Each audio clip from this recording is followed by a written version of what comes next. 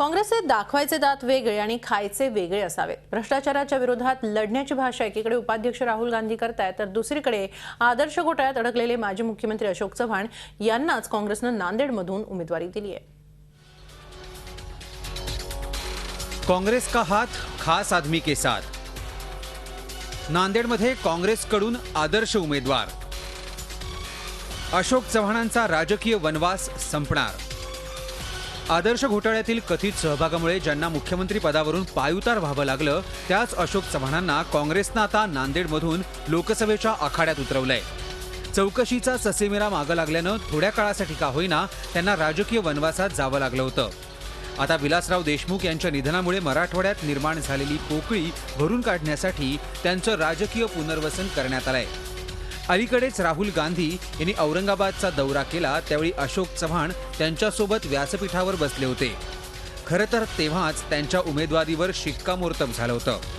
मात्र आदर्श घोटाळ्यामुळे भ्रष्टाचाराचे प्रतीक बनलेल्या चव्हाणांना लोकसभेची उमेदवारी उशिरा जाहीर करण्यात आली। ती करतानाही काँग्रेस प्रवक्त्यांना चांगलीच कसरत करावी लागली। जब कोई भी कानून ऐसा नहीं है जो कि उनको रोक सके, एपेक्स कोर्ट के कोई ऑर्डर्स ऐसे नहीं हैं, इलेक्शन कमीशन के भी कोई ऑर्डर्स ऐसे नहीं हैं, तो यह निर्णय लिया गया है कि अशोक चौहान जी नांदेड़ से चुनाव लड़े। सीईसी का यह निर्णय है। कॉमनवेल्थ घोटाळ्यातील भ्रष्टाचाराच्या आरोपांमुळे काँग्रेसनं पुण्याचे विद्यमान खासदार सुरेश कलमाडी यांचा पत्ता कापला। अशोक चव्हाणांना मात्र वेगळी फुटपट्टी लावण्यात आली आहे। काँग्रेस पक्षाध्यक्षा सोनिया गांधी यांनीही चव्हाणांच्या उमेदवारीची जोरदार पाठराखण केली आहे। The decision of giving Ashok Chauhan a ticket has been taken by the CEC, and as far as we know, Mr. Ashok Chauhan is not barred from contesting election by any law or by the election commission. Congress हायकमांडचा आशीर्वाद मिळाल्यानं अशोक चव्हाणांना 10 हत्तींचं बळ प्राप्त झालंय। नांदेडमध्ये जोरदार शक्ती प्रदर्शन करत त्यांनी बुधवारी आपला उमेदवारी अर्ज दाखल केलाय।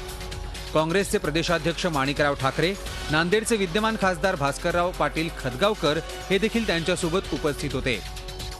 नांदेडची जागा काँग्रेसच जिंकेल असा आत्मविश्वास अशोक चव्हाणांनी यावेळी व्यक्त केला। काँग्रेस अध्यक्ष सोनिया गांधी आणि उपाध्यक्ष राहुल गांधी यांचा मी आभारी आहे की ज्यांनी मला नांदेड लोकसभा मतदारसंघात निवडणूक लढण्यासाठी योग्य आणि पात्र समजलं। नांदेड हा काँग्रेसचा नेहमी बालेकिल्ला राहिलेला आहे आणि निश्चितच ही जागा याही वेळेस काँग्रेस चांगल्या मताधिक्याने काढू शकेल असा माझा विश्वास आहे। भ्रष्टाचाराच्या विरोधात तोंडपाटीलकी करणारे राजकीय नेते लोकसभेची तिकीटं वाटताना मात्र निवडून येण्याची क्षमता हाच एकमेव निकष लावतात। भ्रष्टाचाराचा मुद्दा मग सोयीस्करपणे दुर्लक्षित केला जातो। अशोक चव्हाणांच्या उमेदवारीमुळे राजकीय पक्षांचा हाच आदर्श समोर आलाय।